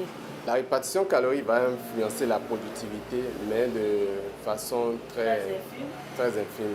Pourquoi? Parce que le nombre de calories, les apports caloriques, le corps sait comment gérer. Il va juste utiliser ce dont il a besoin et stocker le reste. Maintenant, si l'aliment que vous lui apportez est assez riche en protéines et qu'il n'y a pas une forte densité calorique dans ce plat-là, le corps il ne stocke pas les protéines, il va juste prendre les protéines dont il a besoin et éliminer le reste. Donc il faut savoir que bien composer son assiette sera bénéfique pour pouvoir avoir une meilleure productivité sur la journée. Les habitudes alimentaires, notamment riches en acides gras saturés, est-ce qu'elles ne sont pas à l'origine de la somnolence au boulot? Comment peut-on arriver à trouver le juste milieu? Ah oui, je ne sais pas si vous l'avez déjà remarqué, quand vous prenez un plat très très copieux, vous êtes un peu lourd façon à la fin. Copieux, vous entendez? Oui, bon, je vais dire un plat assez, comme du tchèp par exemple. Du tchèp, un plat assez riche en gras, un burger par exemple, un shawarma, une pizza, un plat assez gras. Ça vous jette un peu plus dans les pommes que les plats light, voilà. Donc, il faut savoir que tout ce qui est matière grasse doit être consommé dans une certaine mesure. Donc, pas trop de matière grasse, comme on l'a souvent dit, pas trop de sucre, pas trop de sel. Donc, c'est toujours les règles qu'on doit veiller à respecter. Dans certaines situations, la santé prime sur le jeûne. Dans quelles conditions recommandez-vous de l'interrompre médicalement? Déjà, une femme qui est enceinte ou une personne qui est diabétique ou d'autres pathologies, il faut vraiment avoir l'avis de son médecin pour pouvoir se lancer dans un jeûne. Pour le diabétique, par exemple, si je fais un jeûne, je peux tomber en hypoglycémie, c'est-à-dire je n'ai plus beaucoup d'énergie dans le corps et je fais un coma après. Je fais un coma diabétique après, c'est très dangereux, ça peut me faire partie. Celle qui est enceinte également, pour pouvoir continuer à apporter tous les nutriments dont son bébé a besoin, doit toujours continuer par s'alimenter. Donc il faut forcément avoir un avis médical avant de se lancer dans un long jeûne. Et les situations ou les signes ce sont les signes de fatigue. Quand tu fais un jeûne et que tu as un peu de fatigue ou tu as des urines foncées par exemple, ça c'est un signe de déshydratation aussi. Il faut éviter cela. Il faut toujours avoir des urines claires. Donc, la fatigue, la somnolence aussi, ici, de façon inhabituelle, je commence pas vraiment à avoir une forte somnolence, donc je dois savoir qu'il faut faire très attention. Donc en définitive, on va rappeler les aliments alors qui permettent une libération progressive de l'énergie au cours de la journée. Donc pour pouvoir avoir une bonne énergie tout au long d'une journée, il faut avoir des aliments assez riches en protéines. Donc je rappelle les protéines, et les protéines les meilleures pour notre santé, ce sera les œufs, le poisson, également les viandes blanches. Donc ça peut être le poulet, le lapin, les cailles, ainsi de suite. Je vais également aller sur les légumineuses. Les légumineuses, ce sont des sources de protéines qu'on évite souvent, c'est-à-dire les haricots, les vanzous, les crustacés, tout ce qui est crabe, ainsi de suite. Mais il faut faire attention pour ne pas excéder également les recommandations en matière d'apport en protéines. Quand vous apportez trop de protéines également, vous demandez beaucoup de travail à vos reins. Donc il faut beaucoup s'hydrater parce que ça permet aussi aux reins de bien fonctionner. Donc j'ai fini là, je reviens sur ma question des aliments pour dire qu'il faut les aliments riches en protéines, mais également surtout les légumes qui vous permettent de pouvoir avoir un bon transit intestinal, mais qui ne sont pas riches en sucre, en glucides, mais très riches en fibres. Donc ces fibres également libèrent progressivement leur énergie. Donc vous allez sur les produits laitiers également, que ce soit le yaourt, que ce soit le lait ou le fromage. Ces aliments également sont très bons à prendre pendant un jeûne et sont très nutritifs également. Donc voilà pour les trois groupes majeurs d'aliments qu'il faut privilégier. Et en les mettant ensemble dans son assiette, on permet on se donne une assiette équilibrée et ça nous permet sur la journée de pouvoir avoir un bon coup d'énergie. Les fibres, les protéines et surtout les bons gras vous aideront certainement à bien passer ces temps de carême. Merci donc à vous, Christelle Tongodo. On l'aura compris, en cette période, il faut miser sur l'alimentation pour conserver son énergie tout en travaillant. Un reportage, donc un élément de Christelle Tongodo, Mariano Gankou et bien sûr Arnaud Tossel. Bonjour le Bénin se poursuit, place à présent à la prochaine rubrique, éducation aux médias.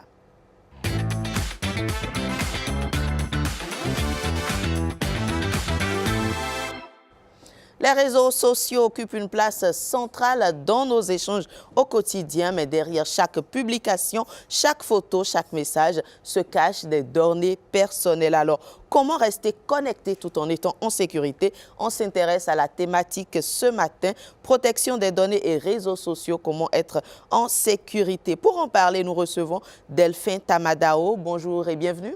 Bonjour madame. Alors vous êtes conseiller technique et juridique à l'autorité de protection des données personnelles, la PDP, la PDP justement qui est très engagée dans tout ce qui est protection de données personnelles. Merci madame. Merci à la Société de radiodiffusion et télévision du Bénin d'accompagner l'autorité de protection des données à caractère personnel dans l'exécution de l'une de ses missions fondamentales, qui est d'informer la population, tous nos concitoyens, sur la nécessité, l'obligation de prendre le contrôle de ces données, d'avoir la maîtrise de ces données et d'avoir toujours présent à l'esprit que l'informatique n'oublie jamais. Alors justement, l'informatique n'oublie jamais. D'abord, avant de venir aux réseaux sociaux, quand on parle de protection des données, de quoi s'agit-il exactement? Alors, parler de protection des données à caractère personnel, c'est d'abord savoir ce que c'est que la donnée à caractère personnel. Une donnée à caractère personnel, c'est toute information de quelque nature que ce soit et indépendamment de son support, y compris le son et l'image, relative à une personne identifiée ou identifiable directement ou indirectement. Chaque terme de cette définition vaut son pesant d'or. Absolument. Alors, on revient à présent aux réseaux sociaux. S'agissant alors de la protection, c'est la mise en œuvre de tout le dispositif législatif, réglementaire, technique, qui permet de s'assurer de la maîtrise de ces données, de les protéger et d'éviter que ces données ne soient l'objet d'utilisation malveillante, ces données qu'on les possède et qu'on les maîtrise pour soi et qu'elles ne tombent pas dans les mains d'autrui. Malheureusement, vous le savez, lorsqu'on doit accéder à certaines plateformes, notamment les réseaux sociaux en l'occurrence, on est obligé de s'inscrire, donner assez d'informations sur soi. Est-ce que quelque part, on peut dire qu'on n'est pas en sécurité? La sécurité zéro n'existe pas, vous le savez. Alors, c'est pourquoi la protection des données personnelles, leur protection est encadrée pour minimiser, réduire au strict minimum le risque que nous courons lorsque nous nous engageons sur les réseaux sociaux. Un certain nombre de règles sont établies et qui permettent, lorsque vous les appliquez, vous appliquez ces règles-là, lorsque par exemple vous mettez le strict minimum de données sur les réseaux sociaux, vous ne mettez pas trop de données, les données qui peuvent vous compromettre plus tard. Vous vous abstenez de mettre ces données sur les réseaux sociaux, on peut dire que un tant soit peu, vous êtes en sécurité. Et quand vous dites le strict minimum, je donne des exemples, peut-être le nom, est-ce qu'il faut aller sur l'âge, la date de naissance, l'adresse, tout ça? Tout dépend de la finalité que je veux atteindre. D'accord. Lorsque je vais sur l'Internet, lorsque je vais sur les réseaux sociaux, quelle est la finalité que je veux atteindre? Et quelles sont les dispositions que je prends pour protéger ces données-là? D'accord. Et quelles dispositions, justement, il faut prendre pour protéger les données personnelles? Les dispositions à prendre Nous avons les principes, un certain nombre de principes. Et lorsque nous sommes sur les réseaux sociaux, quand vous prenez votre smartphone, il faut un mot de passe fort. Absolument. Un mot de passe fort. Un mot de passe fort. OK, donc qu'il faut changer régulièrement. Okay. Il ne s'agit pas de prendre un mot de passe partout, parce que les hackers, eux, leur force, c'est de chercher à entrer sur votre compte et à prendre possession de vos données. Donc, il faut mettre un mot de passe fort et changer régulièrement votre mot de passe et se déconnecter toutes les fois que vous devez quitter votre poste de travail. Et lorsque vous revenez, que vous devez vous remettre au travail, s'assurer que l'information que vous recevez est celle que le mot de passe que vous recevez, par exemple, par un message qui vous est envoyé, que ce mot-là, que ce numéro de compte est le vrai que vous avez toujours reçu. Je peux me cacher derrière, changer un tout petit peu le mot de passe ou bien le numéro, votre mot de compte, numéro de compte, et sans le savoir, de manière automatique, vous appuyez sur cliquer pour valider. Vous envoyez et moi je suis derrière, je prends possession de votre compte. Et il faut donc faire beaucoup attention lorsque nous sommes sur les réseaux sociaux, lorsque nous sommes sur l'Internet. Alors, merci pour ces infos très utiles. Je retiens qu'il faut appliquer un mot de passe fort, déconnecter, le changer régulièrement et déconnecter surtout. C'est peut-être pas des habitudes, mais qu'il faut forcément intégrer. Et à quelle fréquence, je dirais aujourd'hui, vous le dites, Internet est là, il y a beaucoup, tout ce qui est lié à l'informatique. À quel degré le risque de piratage, par exemple, est-il élevé? Le risque de piratage est très élevé. D'accord. Alors, lorsque vous suivez l'actualité, vous entendez dans les pays européens que telle société, son compte a été pris en charge par les pirates qui exigent des rançons, ça veut dire que le risque est élevé. Est-ce qu'il y a des signaux qui permettent de se dire « Ah tiens, il y a danger, il faut que je réagisse vite ». Vous arrivez au service ou bien vous voulez accéder à votre compte et tout de suite vous sentez une certaine impossibilité. Ou alors votre ordinateur qui a toujours marché régulièrement, vous arrivez et ça entraîne une certaine lenteur au démarrage. Vous recevez un message et ce message-là, vous l'ouvrez et ça commence à vous demander un certain nombre d'informations, ce qui ne devrait pas être. Là, il y a déjà alerte, il faut se dire qu'est-ce qui ne va pas et tout de suite prendre les dispositions idoines. Les dispositions, bon, là on a parlé tout à l'heure des précautions et les dispositions lorsque je sens que je suis en train d'être piraté, qu'est-ce qu'il faut faire? Mais tout de suite, je me déconnecte de tous mes appareils. Je me déconnecte tout de suite et si je ne suis pas dans le domaine de l'informatique, je ne suis pas un technicien. Je fais, si c'est dans un service... Je fais recours à cette informatique. Je fais appel à un technicien, je l'informe, je lui dis tout ce que je viens de constater d'anormal. Et là, lui pourra m'aider à rétablir la connexion dans les conditions de sécurité maximale. Merci beaucoup. Donc, également, il faut rappeler que votre organe, justement, l'autorité de protection des données personnelles, est beaucoup investi dans cette lutte-là. Qu'est-ce que vous faites concrètement? Un exemple pour illustrer ce que fait l'autorité de protection des données à caractère personnel. Je prends simplement la journée mondiale de la protection des données qui a été célébrée ce 28 janvier. Vous avez reçu dans vos boîtes beaucoup de messages, des messages institutionnels qui vous invitaient à faire la déclaration de vos systèmes de vidéosurveillance. Et ça portait beaucoup de fruits. Beaucoup de personnes ne savaient pas qu'avant d'installer un système de vidéosurveillance, qu'il fallait faire une procédure de déclaration, aussi bien au ministère de l'Intérieur qu'auprès de l'autorité de protection des données à caractère personnel. Beaucoup l'ont su et nous avons reçu des milliers de requêtes pour la mise en conformité. De la même manière, ceux qui ne savaient pas que installer et ne pas le déclarer, ça porte atteinte à la vie privée. Nous avons commencé à recevoir beaucoup plus de plaintes de personnes qui disent que des caméras de vidéosurveillance sont installées dans leur domicile ou sur leur cour commune et qu'il n'y a aucune précaution qui a été prise et que leur vie privée est ainsi violée. Absolument. Merci beaucoup, Monsieur Delphin Tamadao. Je rappelle que vous êtes conseiller technique et juridique à l'Autorité de protection des données personnelles, APDP. Vous nous avez donné des astuces, justement, en ce qui concerne la protection des données et des réseaux sociaux pour être en sécurité. On vous raccompagne, on vous souhaite une agréable journée. Merci. Et on installe le prochain plateau. Il s'agit de Bénin en mouvement avec Ghislaine Adimi.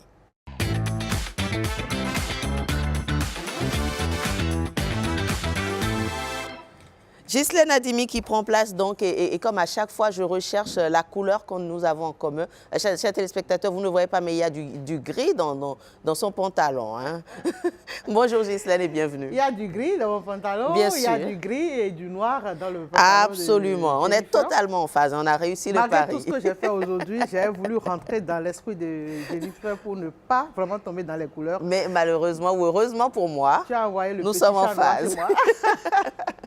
Alors, bonjour le Bénin. Bonjour.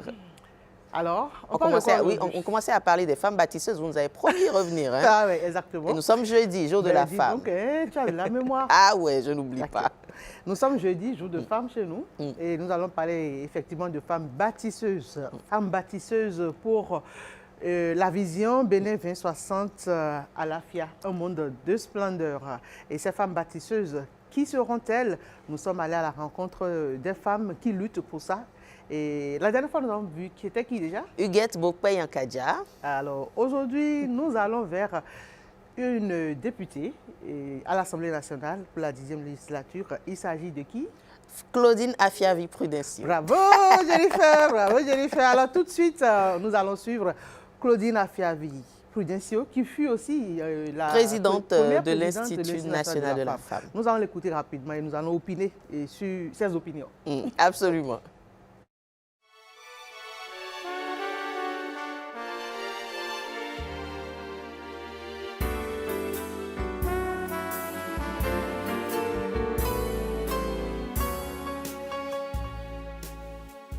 Nous allons commencer par le leadership éthique et institutionnel, c'est-à-dire la bonne gouvernance.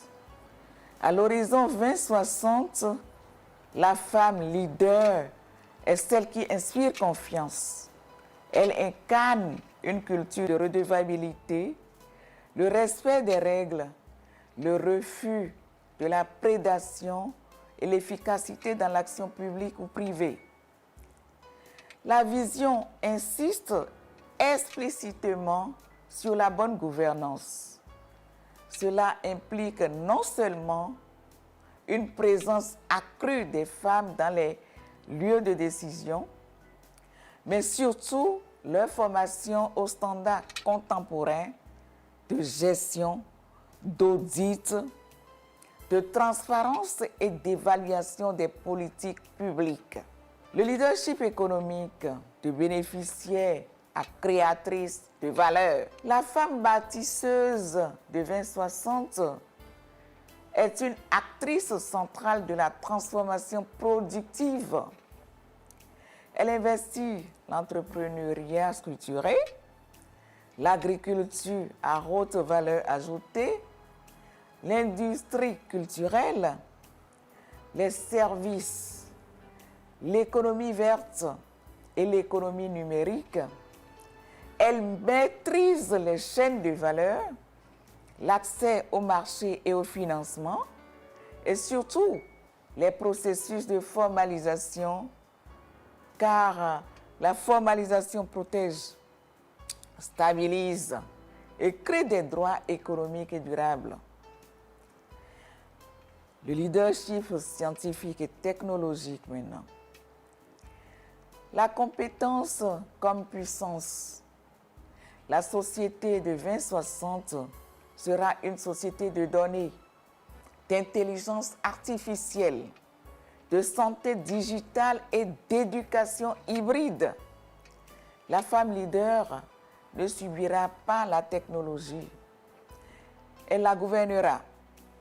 Cela suppose des politiques continues en faveur de l'accès des filles aux filières scientifiques, du développement des compétences numériques, du leadership technologique et de la cybersécurité. Le leadership social et communautaire est un architecte de cohésion et la paix ne se réduit pas à l'absence de conflit. Elle repose sur des normes sociales pacifiées, une justice accessible, des mécanismes de médiation efficaces et la protection des personnes vulnérables. La femme leader de 2060 est une ingénieure de la cohésion sociale, prévention des violences, médiation communautaire, la santé mentale collective et engagement citoyen. Le pilier paix de la vision renvoie explicitement à cette responsabilité. Nous allons parler maintenant du leadership culturel et international, qui est un levier de rayonnement. Le Bénin 2060 se projette comme un acteur culturel et diplomatique de premier plan. Les femmes leaders seront également des ambassadrices culturelles. Patrimoine, art, industrie créative, tourisme et diplomatie d'influence. Le leadership féminin devient alors une force de projection stratégique du pays. En définitive, la femme leader de 2060 n'est ni une figure symbolique ni une exception. Elle est une professionnelle de la transformation, éthique, compétente, productive, technologiquement outillée, socialement engagée et culturellement rayonnante. Plus l'investissement dans ce profil est précoce et structuré, plus la promesse à la FIA devient crédible.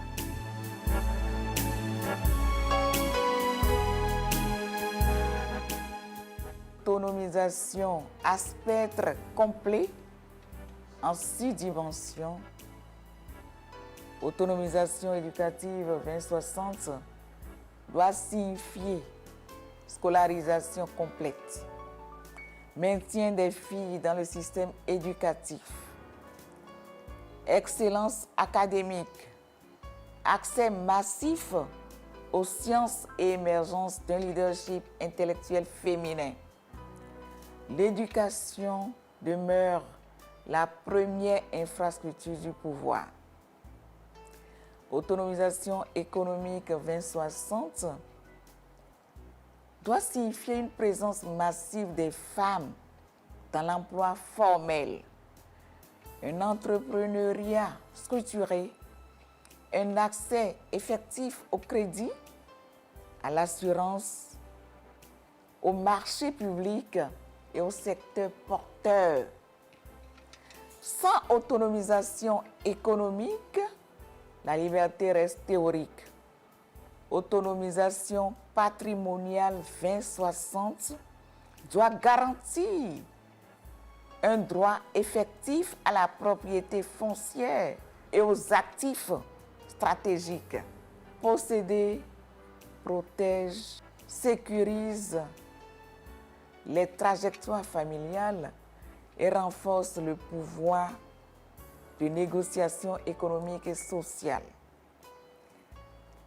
L'autonomisation politique et décisionnelle 2060 doit conduire à une parité ou quasi-parité dans les espaces de décision, administration, collectivité, parlement, entreprises, syndicats et médias, non comme faveur, mais comme exigence d'efficacité démocratique Autonomisation sanitaire et corporelle 2060 doit garantir un accès universel à la santé, incluant la santé sexuelle et reproductive, la santé mentale et la prévention dans une approche fondée sur la dignité. Une société qui protège le corps des femmes protège sa paix sociale. Autonomisation numérique 2060 doit assurer une pleine intégration des femmes dans l'économie digitale, les compétences numériques, l'intelligence artificielle et la protection contre les cyberviolences. Le numérique sera soit un accélérateur d'égalité, soit un amplificateur d'inégalité. Le choix est stratégique. À l'horizon 2060, l'autonomisation doit passer d'une logique d'appui à une logique de pouvoir réel. Pouvoir d'apprendre, de gagner, de posséder, de décider, de vivre en sécurité et d'innover.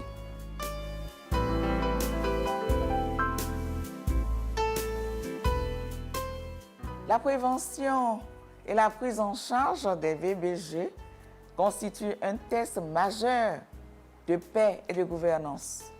Les violences ne sont pas des faits isolés.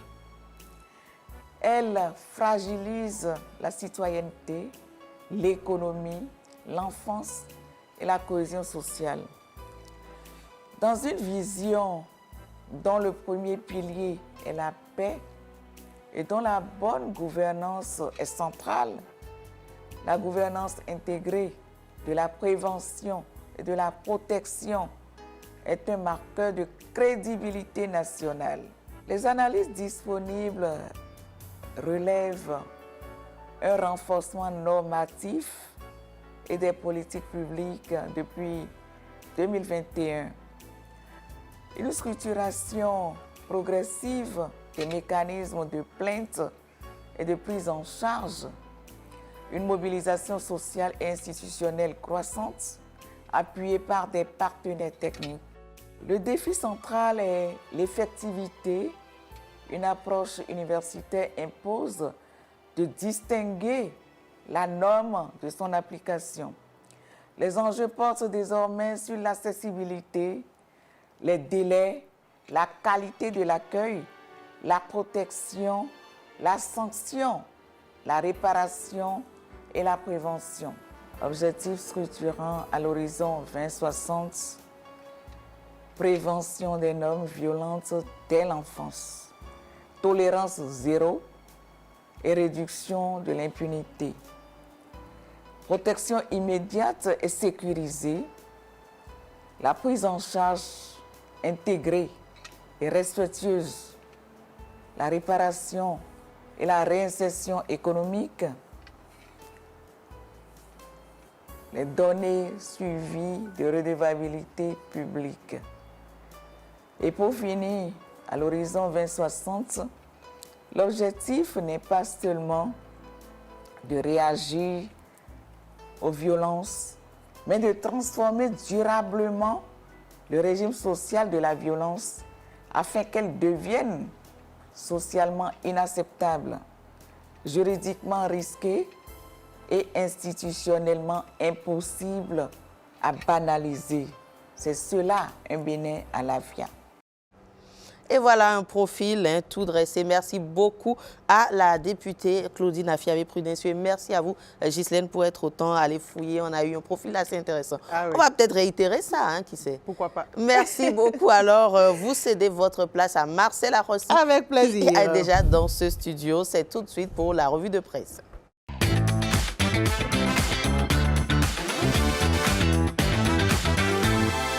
Bonjour Marcel Arossi, revue de presse, on y va, qu'est-ce qu'on a aujourd'hui? Bonjour Jennifer Sativi, bonjour à tous. Ce matin, la presse béninoise scrute le jeu des équilibres institutionnels entre cumul des fonctions, mémoire démocratique et figure tutélaire de la République. Nous avons droit à une séquence politique bien dense. Le Télégramme ouvre aujourd'hui le bal et met en lumière une situation à la croisée des chemins. Élus, députés, Abdoulaye Biotane et Alimatou Chadia Assouman conservent leur poste ministériel. Le journal constate, date à l'appui, mercredi 18 février, que 2 autres membres du gouvernement, Yahi Éléonore et Jean-Michel Abimbola, eux, ont informé plutôt le chef de l'État de leur décision de siéger à l'Assemblée nationale, en se conformant bien sûr aux prescriptions légales en République du Bénin. La cloche, elle, fait résonner de son côté l'écho institutionnel de ces décisions. Elle annonce un temps d'intérim. Le ministre de la Santé assurera la transition à l'enseignement supérieur. Le ministre de l'Industrie et du Commerce portera aussi désormais le tourisme, la culture et les arts. Et le journal le dit sans détour, Abdoulaye Biotane et Alimatou Chadia Assouman demeurent membres du gouvernement. Un mot-clé s'impose, cumul. Le matinal va décrypter les conséquences en choisissant de rester ministre. Biotane et Assouman renoncent de facto à siéger au Parlement. Leurs suppléants, Idrissou Amadou et Mounifa Karim Tidjani, s'apprêtent donc à entrer à l'Assemblée nationale. L'un découvrira l'hémicycle, l'autre y reviendra, forte d'une expérience lors de la 9e législature. Mais le matinal rappelle la règle du jeu. 1 mois pour confirmer définitivement l'option. Délai légal expirant le 7 mars 2026. Fraternité nous ramène 36 ans en arrière. 19 février 1990, hôtel PLM Alédio, la conférence nationale des forces vives. Le journal donne la parole au professeur Théodore Olo, témoin engagé, ancien président de la Cour constitutionnelle. Il revisite un contexte de crise aiguë, rappelle la rupture avec le parti unique et souligne l'un des acquis majeurs, le retrait durable de l'armée de la vie publique accepté alors par Mathieu Kérékou. La démocratie n'est pas un long fleuve tranquille, prévient-il. Fraternité interpelle. Les acquis peuvent se fragiliser si la culture démocratique ne se transmet pas. Enfin, Gaskiani Info dresse le portrait d'un homme dont le nom traverse les décennies. Adrien Mbedi. Le journal célèbre une vie pour la démocratie. Il rappelle son rôle dans la consolidation parlementaire, son attachement au tutorat des jeunes élus, son insistance sur l'éthique du mandat. Gaskiani Info insiste sur l'homme de transmission qu'il a été, l'artisan discret d'institutions solides et sur l'ambassadeur du Bénin dans les enceintes internationales. Une figure de stabilité, une école de dialogue, une certaine idée de la République tout court. En somme, la presse béninoise ce matin relie les temps. Le temps immédiat des arbitrages ministériels, le temps long de la mémoire démocratique et le temps exigeant de la transmission institutionnelle. Ainsi va la presse ce matin. Merci beaucoup à vous, Marcel Arossi. Merci pour ce travail, pour ces infos. Je rappelle qu'hier, vous avez bel et bien pris la cendre, sauf que je ne vous ai pas vu. Merci beaucoup. Vous n'avez même pas besoin de me voir. C'est ici qu'on prend congé de vous, mesdames, messieurs. On se retrouve demain, toujours avec le même plaisir.